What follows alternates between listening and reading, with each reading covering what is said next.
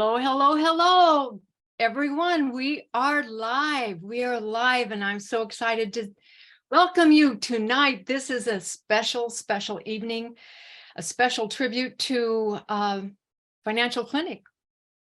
Money Talks for Women is a financial clinic that is just for you, and it's all about what we can do to create financial freedom in our lives. And this is 5 days to creating financial freedom starting now. So I want to welcome, hi everybody, hi. Thanks for being here with me tonight. Please put your name in the chat. Let me know where you're chatting in from. And this is special because tonight, my mother is home. Yay. My mother got home today. We got released from the hospital today. We are so happy. When you get home from the hospital, you're just so happy to be in your own bed, right? That's how mother is feeling. And she took a 4-hour nap. And so I just want to thank you all again for your outreach, your emails, your texts, and your support, your love and your prayers and everything. It's been very heartwarming. And so the show goes on. We've got a lot to cover. 5 days to financial freedom is a beginning point. And tonight I have a special opportunity for you to enter into the financial clinic. This is what the financial clinic looks like. So welcome. I have opened the doors. I've invited you in. You're right here seated with me. And those who actually enrolled in January to the financial clinic were here with me inside, and this is the teaching room. This is our wealth creation room, wealth creation financial clinic. And so I just wanted to give you a taste, a little peek, an advanced peek of what it's going to feel like, look like, sound like. And just, tonight's a very, very special night. So welcome, everybody. Hi, there's James. Hey, nice to see you. And looks like everybody is starting to jump in here. So I want to welcome you. So let me ask you a question. Here it is, February, the middle of February, almost into March. How is everybody? How are you? How are you doing? How are you really doing? How are you doing with your money? How are you doing with your money and your goals? How about with your money freedom? How free are you feeling about your money and with your money? And how are you doing as it relates to your viewpoint about yourself, the value that you create, and what more value that you really want to create in the world? What about your dreams? What about all those dreams that are in your heart and you want and need a little bit more financing so that you can make those dreams come true? How many have dreams in your hearts that you want to fund, that you want to finance? Let me see. Yeah, I do in the chat, if you don't mind putting I do. Yes, yes, yes, yes. All right. This is great. Yes, yes, yes. There's some yeses in the chats coming in. I do. If you have dreams in your heart that require some funding, I do. Here's another I do. You're in the right place, because the financial clinic, Money Talks for Women Financial Clinic, is all about starting right where we are with what we have and creating a roadmap into making our money dreams come true. That's what we're doing. We're here to add some empowerment and create some confidence, expose you to a world that maybe you had not been exposed to before, allow a safe space for you to ask questions. There are no questions that are ever silly, and certainly no question that is not worth my time, because you are worth all of this. So I am here for you. Tonight I have something really special planned for you. But first, let me just give you a redo, like a little recap of what we covered last night in the financial clinic. And that is that my philosophy, we're going to start right there. my philosophy is that inside every woman is an ace money manager already, and that means you.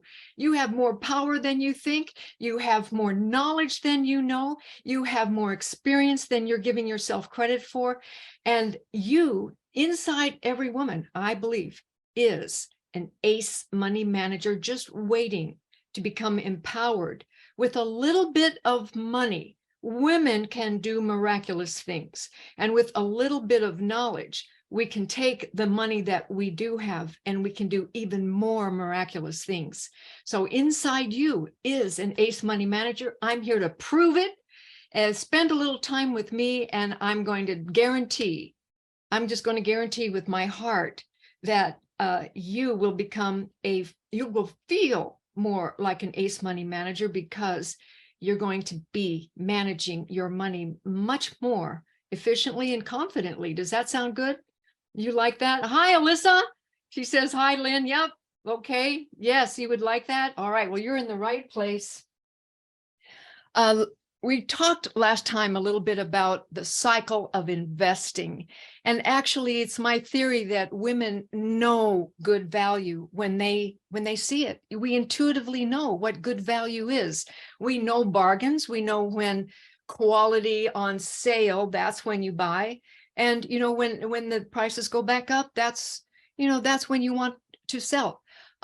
This is really quite intuitive in our DNA, ladies, am I right? And so we are really quite accustomed to not only the language of bargains, but also the emotions of bargains, because after all, women have emotions. And I just think that we need to utilize our emotions. We need to be aware of our intuitive state, the emotional state, which is a divine state, I believe. And we want to hook that in as an asset that we have within ourselves and begin to utilize that intuitive sense much, much more directly. So in every marketplace, there is something called the cycle of emotions. In every marketplace, not just in investing, but just about in every marketplace. Anything that moves in value up and down, there's emotions that go along with it. Why? Because people are emotional creatures. We buy and sell with emotions, not by the facts. It's really because of the emotions that are underneath it. And that really makes for a market. So last time we talked about the emotional cycle of investing and how markets go up and down, and you can actually feel where a market is by means of the feeling tone around the market. Just like last year at this time, we were all just euphoric about the level of your bank accounts. I mean, the level of your asset accounts, your investment accounts, your real estate accounts. I mean, we were all really feeling rich, right?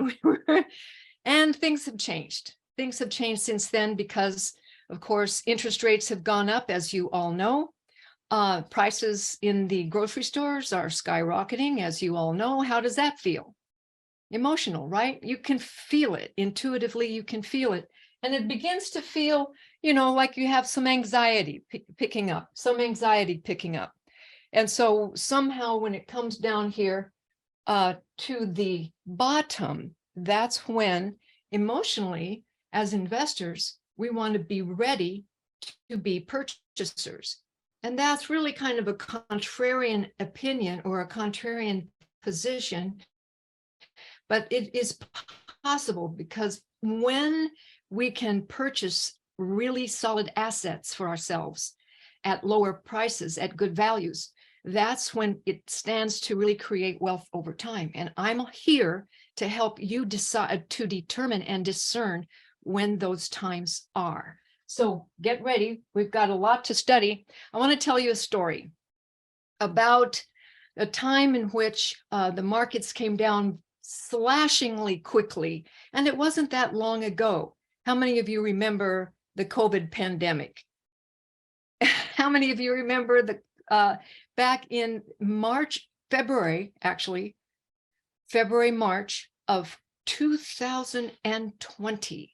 So that was a very big shock to the system, right? You all lived through that. Oil prices went crashing down during that time. They stopped all airlines, right? Everybody stopped business. We all, went into our little holes, really, with masks on, and business came to a halt. But oil came crashing down. The stock markets came very sharply down in just a matter of a few weeks. And how many of you started to buy stocks during that time? Anybody here? Did you have anybody here in February, March of 2020? Did anybody here in this group buy some companies that you felt were really cheap? And so I don't see any yeses here. Well, let me tell you a little story. I did. I bought the highest quality company that money can buy. As a matter of fact, ExxonMobil at the time was second only in size.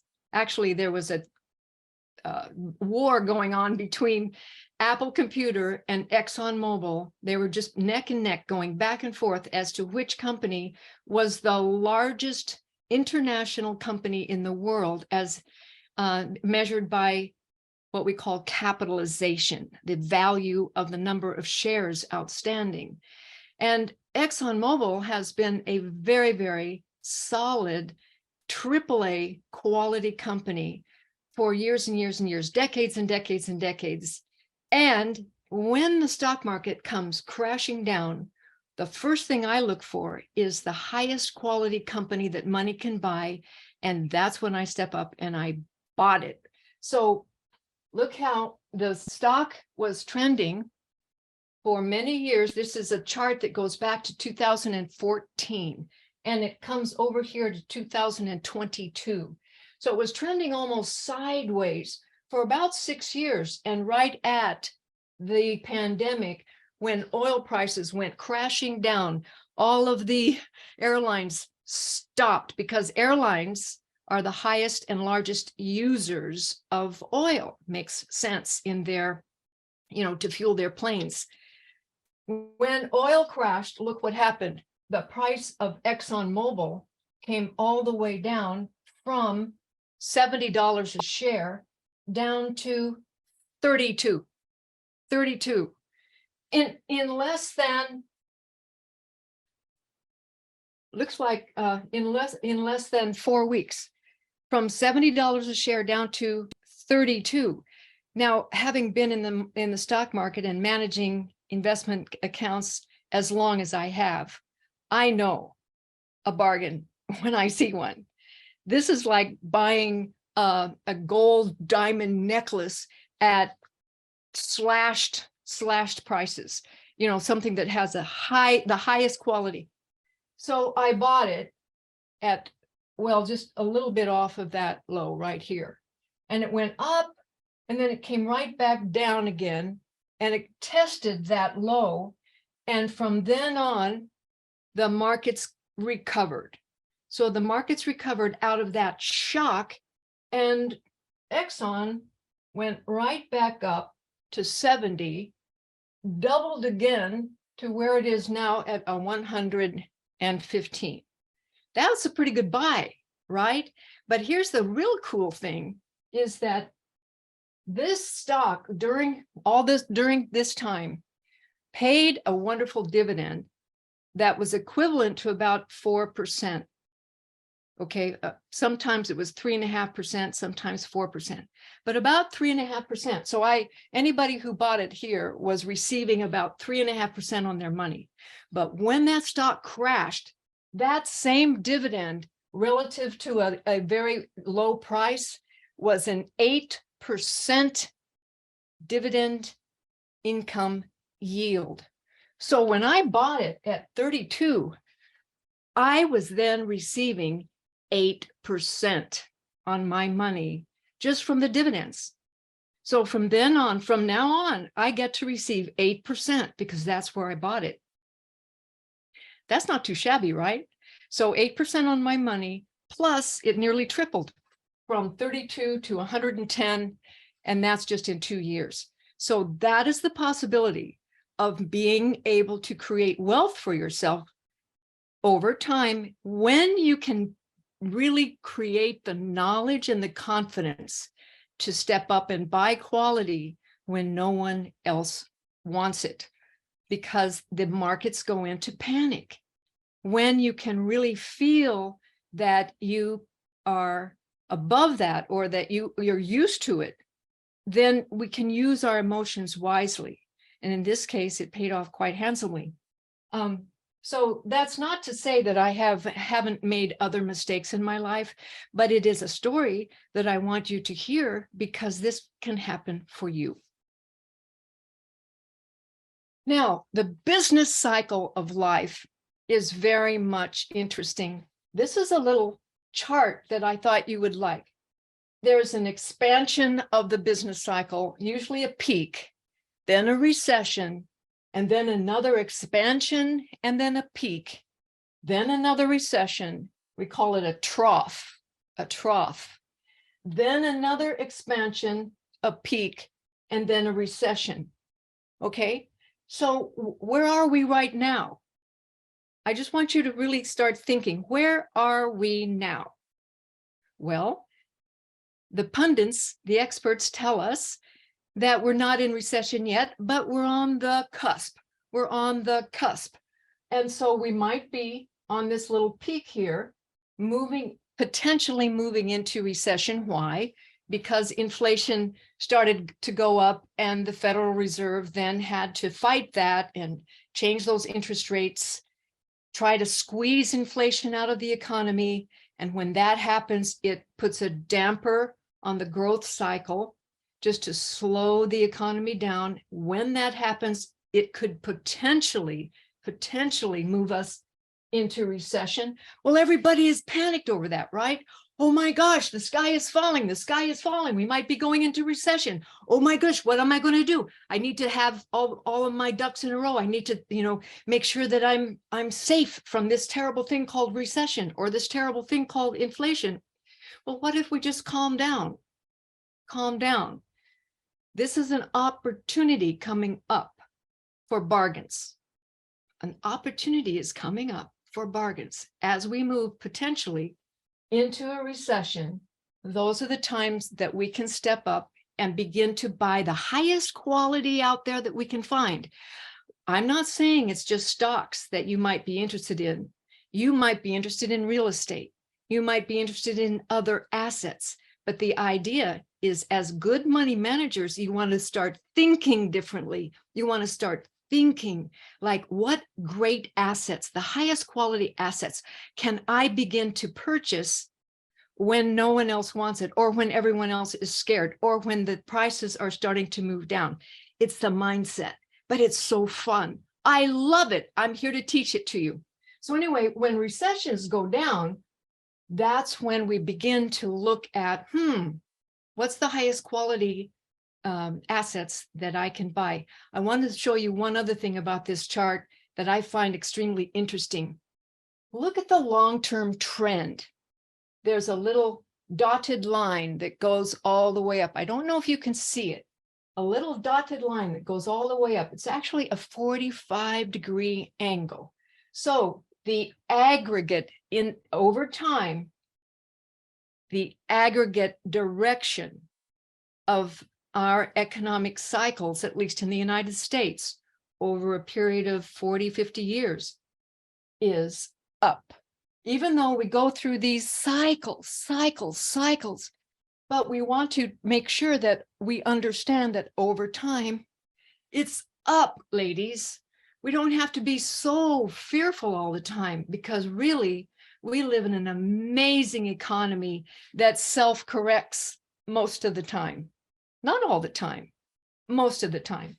So, having said that, as I mentioned last time, this is a cyclical world. Everything is going up and down, in favor, out of favor, and this is it's like the seasons.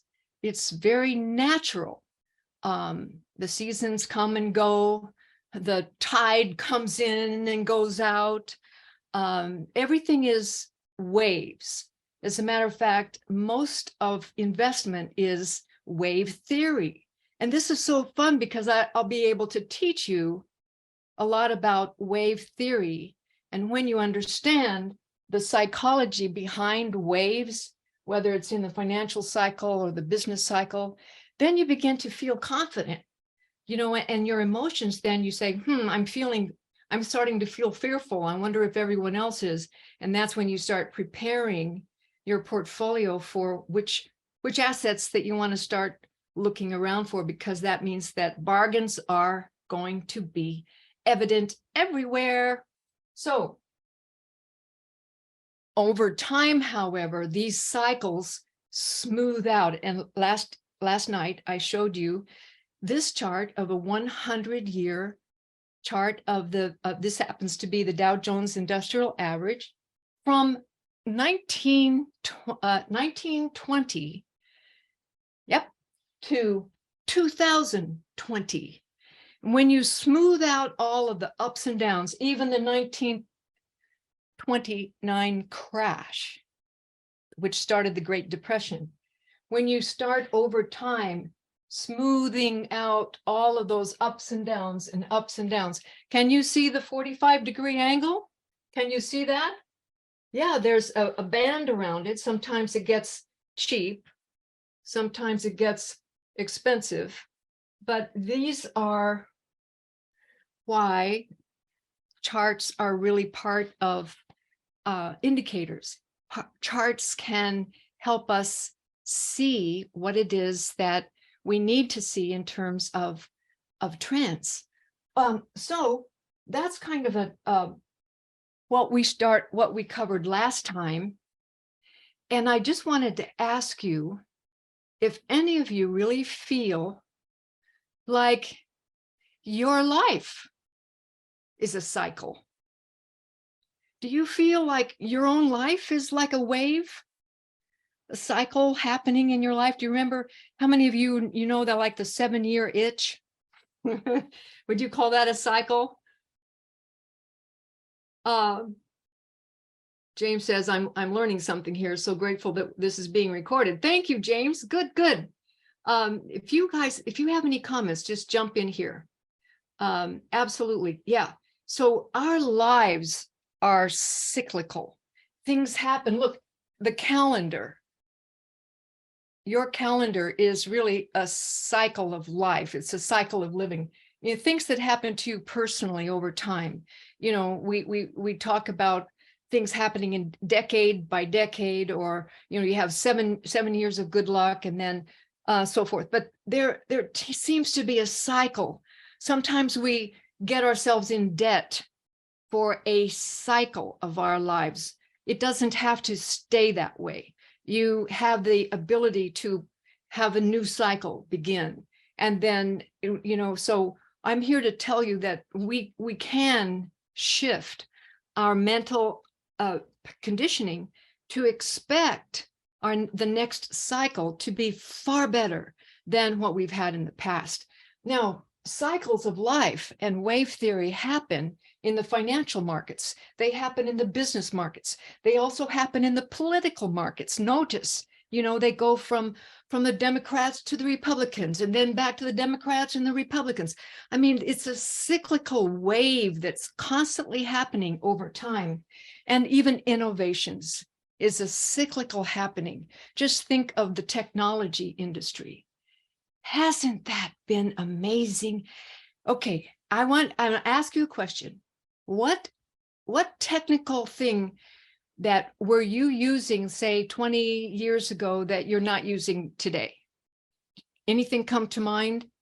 Something that, you know, you used to use every day that's not even in fax machine. And you extra credit for Anne. Typewriter, Alyssa, extra credit for Alyssa. That's right. Anyway, they're gone. You don't even know what a fax looks like, I'll bet. Well, maybe you might have a fax, but who has a typewriter anymore? Anybody else have an idea of something that has gone by the wayside that you used to use all the time, but it doesn't even exist anymore? A DVD player. Excellent. A DVD tape recorder, VCR. That's right. And I got one. What about a payphone? A payphone. Oh my gosh. A landline. That's right, a landline.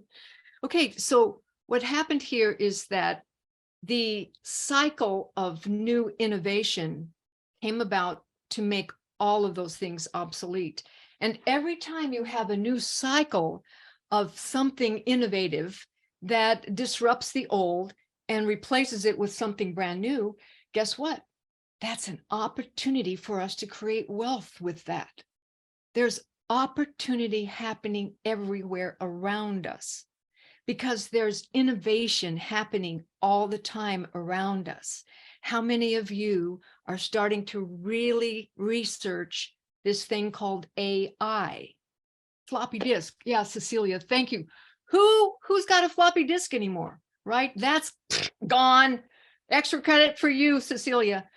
Gone, completely gone. Yeah, so what we do is in the financial clinic where we have classes, people who have the right answer, you know, we give you extra credit, and we give you even more extra credit if you have questions, even silly questions, because there is no such thing as a silly question.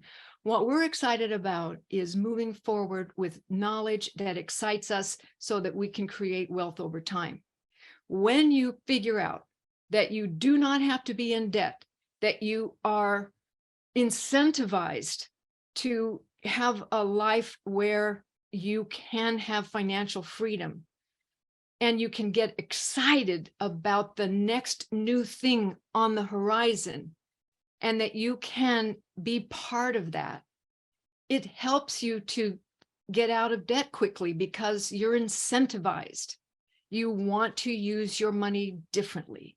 You want to allocate your money differently. You want to really be part of this thing called progress, called economic expansion. And you want your monies to expand, just like the chart that I showed you. The whole economy is expanding. Why not you? Why not your money? Why not you? Why not now? Now's the time. This is the time. This is our time, ladies. That's why I'm doing this. That's why I've got a newfound verve to come back and teach again, because I think it's time for women. It's time for us ladies to really begin to have an opportunity to create real long-term wealth. Alyssa, is it a good idea to get a loan to pay off debt? What a great question. It might be a good idea. It might be a good idea, and it depends. So you really have to compare. If you have debt that's already being, costing you a certain interest rate, let's say, for example, if you have credit card debt, and some of those credit cards can be really expensive. They can start at 16%, but then they can ratchet up to 24% if you make one late payment or something. So some of these cards, I used to scratch my head and think, where are those old usury laws where it used to be illegal to charge so much interest rates for consumer debt? At any rate, if you're paying high consumer debt on credit cards of anywhere of above 20%, then it may be very smart and great money management to look for a personal loan at a much lower level. So right now, banks are really quite aggressive in, if you have, a pretty good long-standing relationship with a major bank. I've been getting a lot of offers in the bank for a personal loan. Most of those right now are right around 7-8%, depends on your credit rating, of course. But then you can pay off those credit cards and you would still be in debt, but you would be in debt at a lower out-of-pocket interest rate. Another idea is to refinance some of those.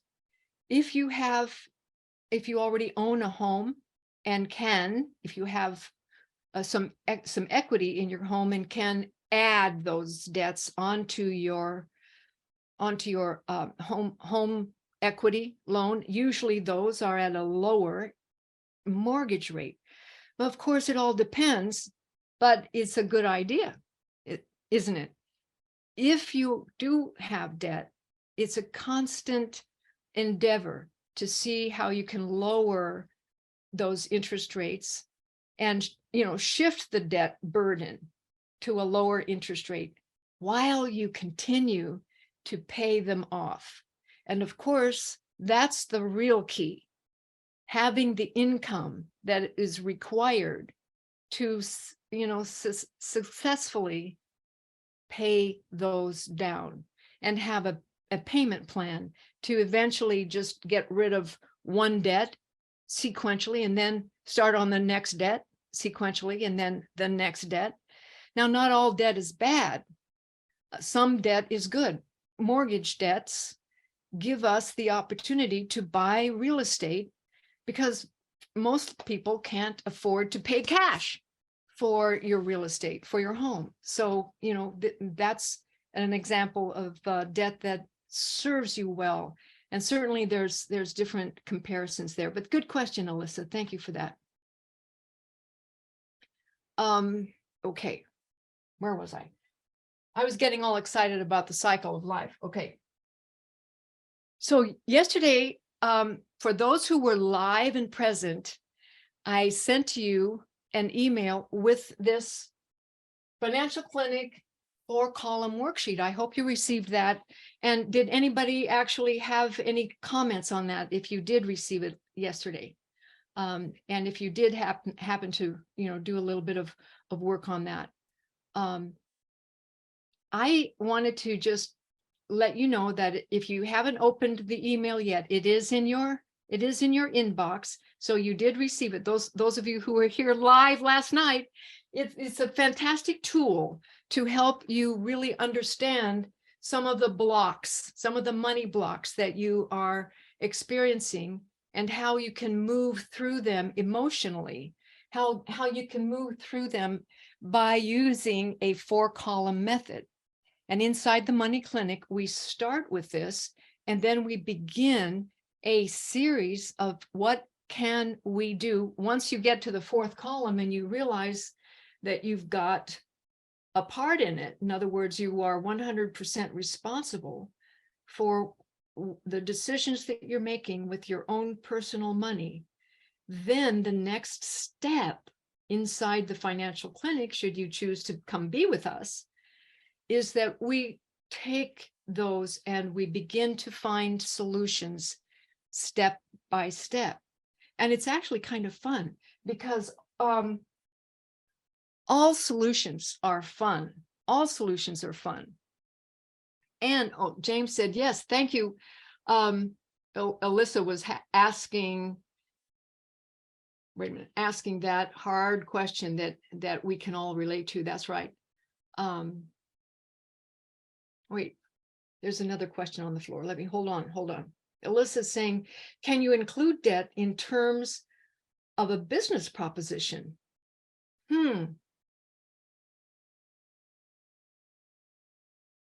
I think that's pretty brilliant, Alyssa.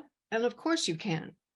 And your imagination, the sky is the limit in terms of a business proposition. You certainly can include debt. You can also include assets. In other words, you can include equity ownership in the form of debt or in the form of equity.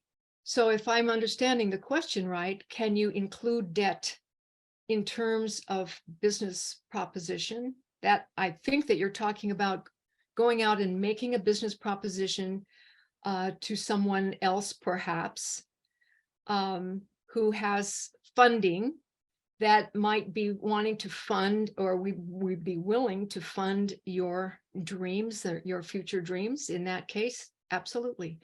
you can include a debt structured idea that can absolutely help over time at a lower interest rate, hopefully, right?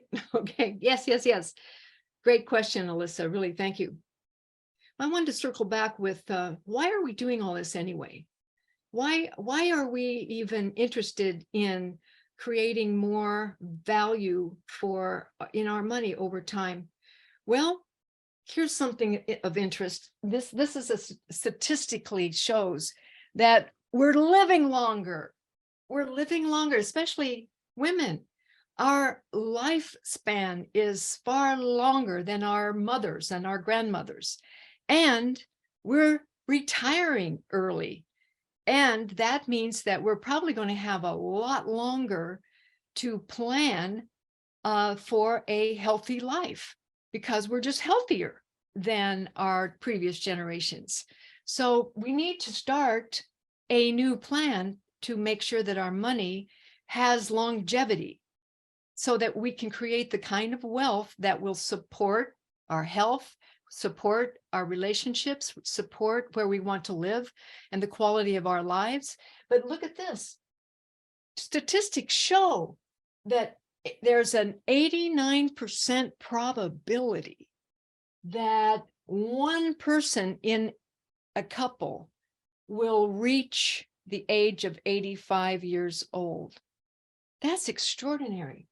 89% probability that in a couple that one of the couple will reach 85 years old.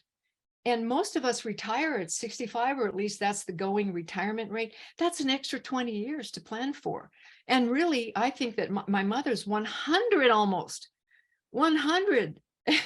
Retiring at 65 means that those of us who have longevity genes, we need to plan for 35 or 40 years. Gosh, some of us haven't even worked 35 or 40 years consecutively yet. So we need to really put this in perspective on why it's so important now more than ever to begin to start your thinking as to how can we start right where we are with what we have, even if it is debt, turn that around, move it into the next step so that you can have some savings. All right. Then once you have your savings, which is the source of investment, you can turn that around and you can begin purchasing assets that will pay you back so that you are now allowing your money to work for you and to also support you in the future. So that's common sense. We know this already. I'm not telling you anything you don't already know, but what you might be kind of surprised at is that there's something kind of tough called inflation that might erode our future buying power. So here's a quick chart on, well, just how bad can inflation hurt us over time that we have to plan for. Well, this chart is rather revealing because it shows what $100 would be worth in X amount of years over time. And so if you follow the blue line down here, which is 3%, 3% is the average inflation rate over the last 50 years in our economy, 3%. So if we just plan for the average, well, look at this. In, let's just say in 10 years. In 10 years at a 3%, $100 would be worth $70. Oops, that's a 30% haircut. It's like you need 30% more money just to be break even. Your money doesn't have the buying power in the future that it does today. Why? Because of inflation. But if inflation gets even further out of hand, you know, to 5%, that's this yellow line, it goes down even further. Not to scare you, but to make sure that we understand that we are 100% responsible for our own future, meaning we need to learn about these things and we need to understand what it is that combats inflation. How can we create our better investment decisions and money decisions so that we have plenty of money in the future that combats this? It's just kind of the way of the world right now. So as ACE money managers, you have within your power to become really professional asset managers, because this is what you want. You want a whole pie full. You want a whole pie full of good, rich assets. And yes, Cecilia, you're right. Most people have a fear of outliving their money. As a matter of fact, did you know, Cecilia, that psychologists say that the number one fear that women have, is the fear that we won't have enough money to outlive our long lives. So if you have that fear, you are certainly not alone. That has been a proven fact. But the fact that we are having that fear at all as women points to me that we need some help.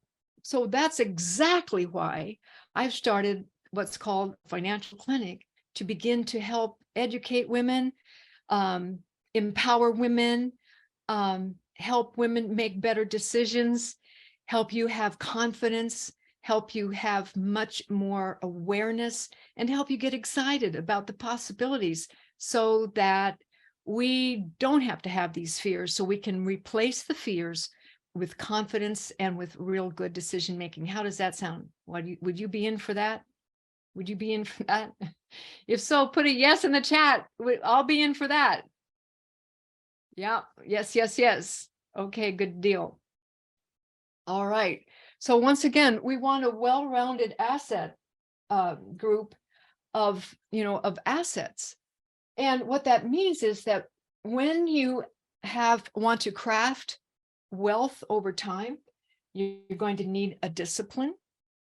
You're going to need to study what trends are out there in the universe. You're going to need to understand what it is you already own. Those of you who own mutual funds, for example, which is a basket of stocks, most investors who own mutual funds don't even understand what's inside. They don't even understand or even know what companies are inside those mutual funds. So it's important that you need to understand what it is you do own, and then always be learning. It's not that difficult. It's pretty basic, but at the same time, we want to get back to basics. I want to help you get back to the basics. What are the basics? Okay, here are the basics. Investment basics. What to buy, when to sell, and then managing your assets over time. These are basics. These are basic skills. These skills are learnable. Trust me, they're just learnable. And I'm excited because for that reason, it's why I'm here. Any questions at the moment? Yes. Rhonda, yay. All right. I'm just a quick pause, and then I'm going to teach you something that I think you're going to enjoy learning, and will set you up for tomorrow, because tomorrow I have more. It's all about income. Tomorrow is all about learning about income, how to create more income for yourself. But tonight I want to go into some of the basics of what to buy. What is it that you need to learn how to buy as an investment basic? Are you ready? Who's ready? Who's ready? Who's ready? All right. Well, let's just do this. Investment tool number one. I've got a tool chest that I will be teaching, but investment tool number one is what to buy? Buy quality. And there's a way to learn how to buy quality that's easy. Now, as I mentioned last night, most women feel like the number one reason that they just don't feel like they know very much about money, or they don't feel confident about money, they don't feel like they have money confidence, is because they feel it's too hard. How many of you have ever felt that way? That, you know, the money world out there, Wall Street, the international monetary industry and so forth. How many of you feel like it's hard? It's just a huge, big sea of mass of hard. Yeah. Yes, of course. We all feel that way sometimes, because the reality is it's a big world out there. It's complex, and it's, you know, it can feel hard, but it doesn't have to. What if it could be easy? What if it could be easy? Would you love that? That's a question. That's a direct question. I'd love an answer. If you could learn a way to make it easy, would you love that? Would you love that? Would you love that? If it could be easy, would you love that? Absolutely. Absolutely. Okay. Well, let's start. And I'm here to say it can be easy. It can be easy as ABC, easy as 1, 2, 3. Remember that old song by Michael Jackson, ABC? Oh, it's easy as 1, 2, 3. Falling in love with you is ABC, 1, 2, 3. Baby, you and me. Dun, dun, dun. Remember that old Michael Jackson song? Well, that's what this is. It can be as easy as ABC, 1, 2, 3. So real quick, those of you who have invested in real estate, what would you say is the number one well-known thing that everybody says that the real estate will go up in value over time if you have the right, what? Fill in the blank. What is the value of real estate is actually location. Exactly. Rhonda, you get extra points, Rhonda. Yay. Okay. Location, location, location. If in real estate, in the real estate industry, it's so true. It's like you know, one of those common phrases they say, location, location, location is everything. Anything that you buy in terms of real estate will go up and stay up and hold its value better based upon good location. Makes sense. We all know that. Okay. What is the equivalent saying in the stock market? Have you ever heard of an equivalent? So real estate is location, location, location. Is there something really easy that we can just look to in the stock market as to what it is? Rhonda says value. And I think that is a delicious answer. And at the same time, I'm going to just put that over there. I'm going to give you extra credit for that, Rhonda. But the actual answer I was looking for is quality. Quality, quality, quality. So the quality of a company is the determining factor of long-term value. That's where that value comes in, Rhonda. So long-term value that sustains itself going up over time in real estate is location, but in the stock market, it is the quality of a company's earnings, quality of earnings, quality of their financial status. And that's really so easy to find out. How do we find out? What is the quality of a company that we want to invest in? How would you find out? What is the quality of a company that you want to invest in? Well, it's really easy. So there's something called financial quality, and then there's something called management quality. In the stock market, the investment tool number one, when we are looking to buy a quality company, we are looking to the financial quality and the management quality. Okay. And those can be determined by looking at a research report from Value Line. How many of you are familiar with Value Line? Anybody? Value Line. Now, Value Line, let me just tell you a little bit. I don't see any hands going up here. Value Line is actually a professional research company. They create reports. They are a group of analysts that determine, and they actually research the quality of every company, the financial quality, the financial safety, and so forth. Rhonda says, yes, I've heard of them before. And so this is one of the research reports that Value Line publishes, and it actually is a big book. And if you go to your local library, in the research area of your local library, if you just ask for the Value Line section, you can go and they will give you a great big book that has millions of these pages. Each one of these pages represents one company, and on one page, it's all kinds of research reports that the analysts have prepared and created. And as a professional investment manager in my career, I have used Value Line research as probably the number one primary research. There are others. Morningstar is a second one. Standard & Poor's company also creates research reports.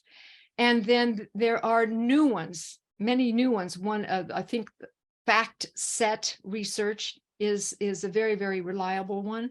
But Value Line still is in the industry, in the financial industry, probably the number one research company.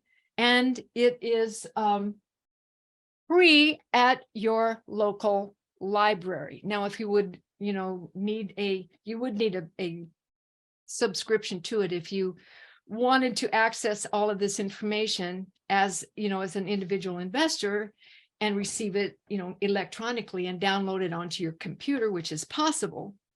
But you can also just call up your local library and get it for free. So here's what I want to say. On this one piece of paper, and this happens to be Apple Computer, you can see this particular happens to be Apple Computer. There's something called the financial quality that is listed here. Financial safety on the scale of 1 to 5. And it's interesting because professionals who've been in the business long enough, we have a quality scale. On a scale of 1 to 5, we only invest in those companies that are ranked 1, 2, or 3. And everything else, we don't even look at them. Okay, so we only want to invest our hard-earned money in the highest quality companies that are out there. Well, you have to figure out, well, what companies actually fall into those categories. Well, there's a way to learn it. Financial safety on a scale of 1 to 5, we say acceptable is 1, 2, or 3. Now, where are we going to find that? Let me just come over here and show you on this screen. Here's what a Value Line looks like for the company of Johnson & Johnson right here. So Johnson & Johnson, oops.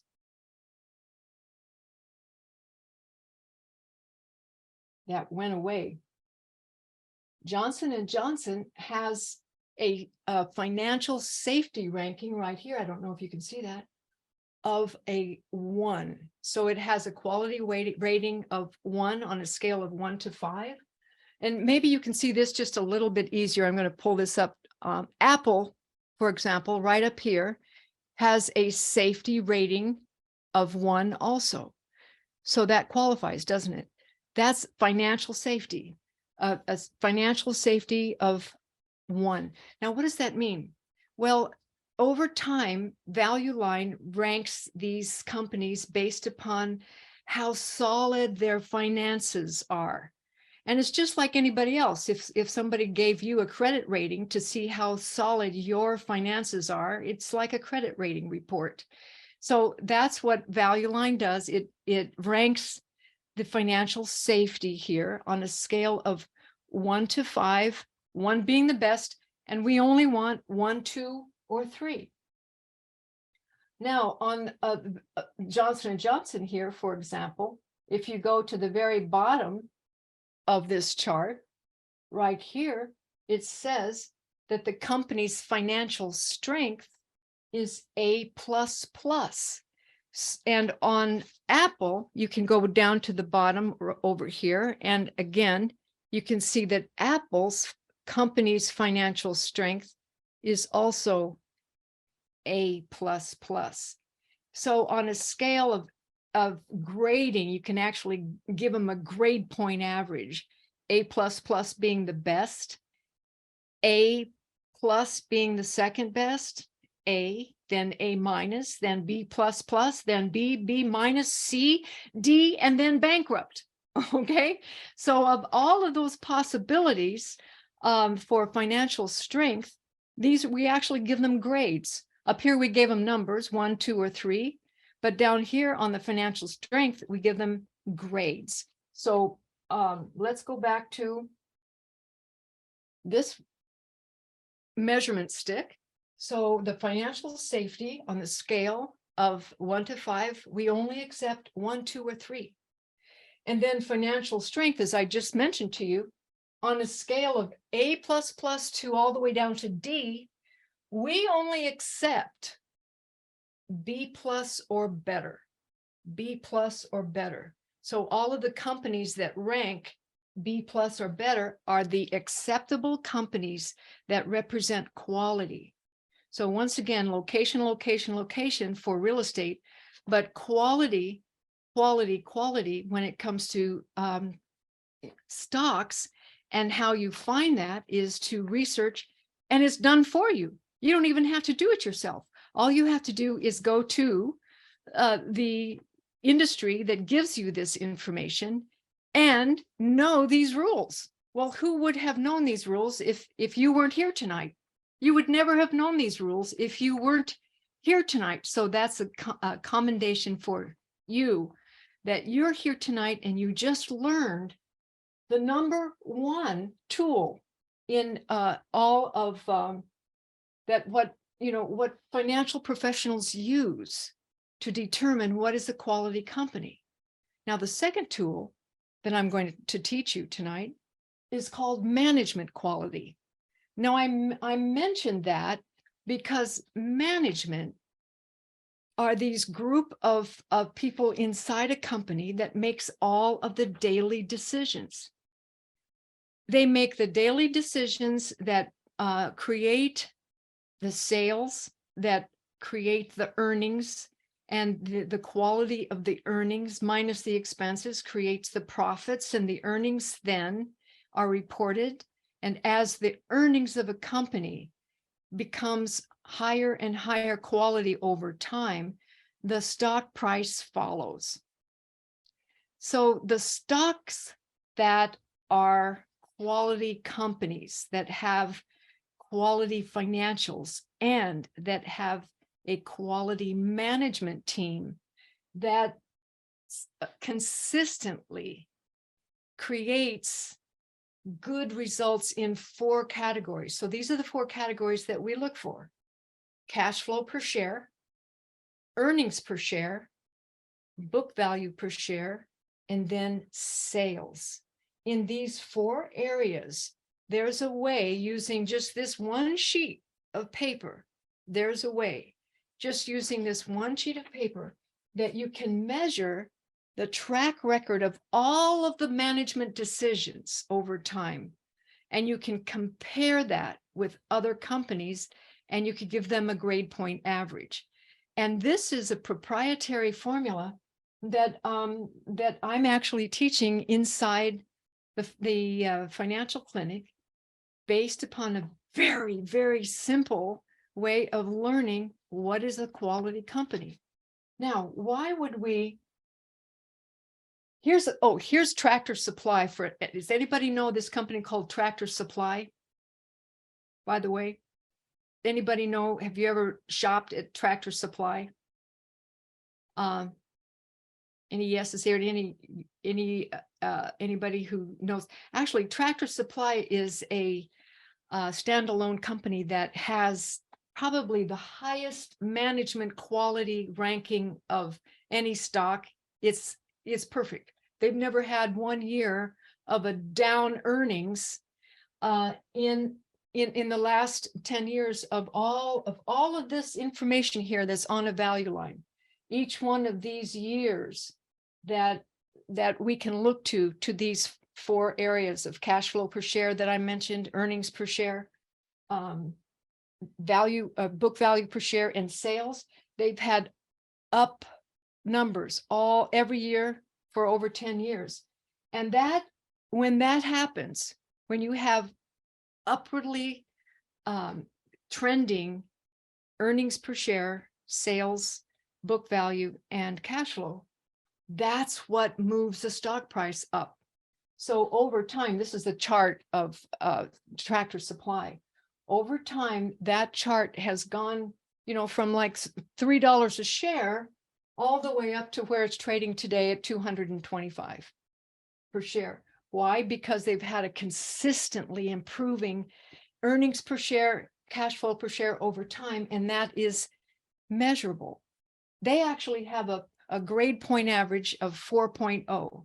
So on a scale of when we can measure management quality, we only accept a grade point average of 3.0 or higher. So let's just, recap for a second. In order to find really high quality companies, it actually is quite easy. When I was teaching investment courses back in the Pacific School of Finance, I would go to high schools and I would get the juniors and the seniors together, and we would work with the juniors and seniors, and I taught them these same principles by just would hand out like one sheet of like Apple computer, and at the time, the big stocks back then were Microsoft and Apple, of course, 10, 20 years ago. And they were all excited to get one sheet of paper and put grades on those companies. So they would then just find out, now, do these stocks have a 1, 2, 3 or A plus, B, give a grade point average? And then they learned so quickly on how to give a grade point average just using one sheet of paper that these young high school kids, within a matter of weeks, were putting together portfolios for themselves, not with real money, but with with play money. And then they would track each one of the companies that they had chosen over a 6-month period of time. And they had a ball. Most of those kids that had that kind of exposure back then did very well with their lives, just because they were exposed to this very, very easy, simple concept. So over time, this is the kind of thing that you can learn. So let me just go back to Johnson & Johnson, for example, have a grade point average of 1, safety, A++ financial rank, and then 3.3 in the management quality. Very easy. So the Johnson & Johnson would be probably one of the highest quality companies in the industry group of the pharmaceutical and medical supply companies. And you probably know Johnson & Johnson. It's been around since you were, children with scratched knees, putting bandages all over yourselves, right? But the thing is, what companies would you love to own that have the possibility of doubling, tripling, quadrupling, and maybe even going up 5 times over the rest of your adult life? Whether you're 60 and you have a lifespan to be 85, or you're 45 and you have a lifespan to be 100. These are the kinds of companies that you're going to want to own for the longest part of your life, because the quality companies are the ones that go up the fastest and the most. They do come down when the stock markets come down. Everything comes down. When the markets come down, everything comes down. But the quality companies are the first ones to go back up again. The quality companies are the first ones to go back up again. So why fiddle around with all of the non-quality companies that's too much risk? Why should we take risk with our hard-earned money? We don't need to take too much risk. But if we can understand what is quality and have a few measuring sticks to learn, and all it takes is just a little bit of learning, then we can have portfolios of quality companies that will double, triple, quadruple over time and pay you dividends as you're waiting. Just like the story I gave you when I purchased ExxonMobil at distressed prices, and I was able to pick it up at a measuring stick where 8% of a dividend interest that I was receiving, because I'm going to hold on to that. That is the highest quality company, one of them. All of the different industry groups, including real estate. Over your life, decided to own not only a portfolio of great quality American companies that have the quality that will last a lifetime and create real good value. Disney Corporation.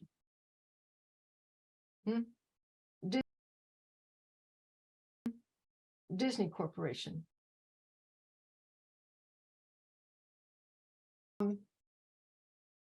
Disney Corporation started out as an entertainment.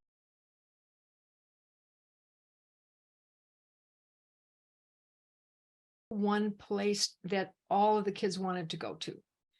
And over time, it grew from just having one location out in visit Disneyland. How many of you felt the same way? How many of you in my age group remember, fantasy?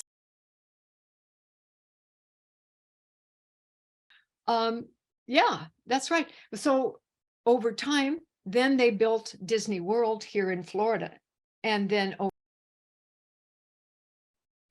over time, they built Cecilia. Very good. So, yeah, Disney Corporation started out bring happiness to children, and they moved into the movie industry. They had theme. The theme being wish upon a star and your dreams will come true. And they made a business out of that idea, the possibility. And when you take a look at that company, and you can actually get what its financial quality is, having gone up and up 50 years, because it started out in the 1950s, and here we are anniversary. It might be 75. But at not just for investors, but for all of their employees all around the world. That's real wealth creation.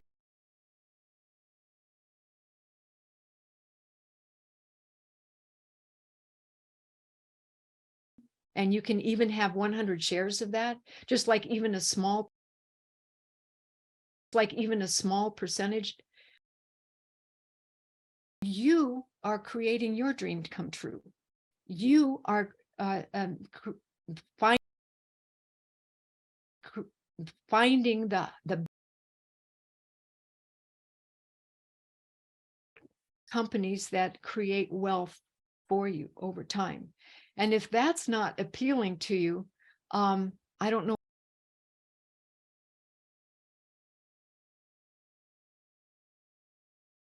It's not just for us. It's not just for us.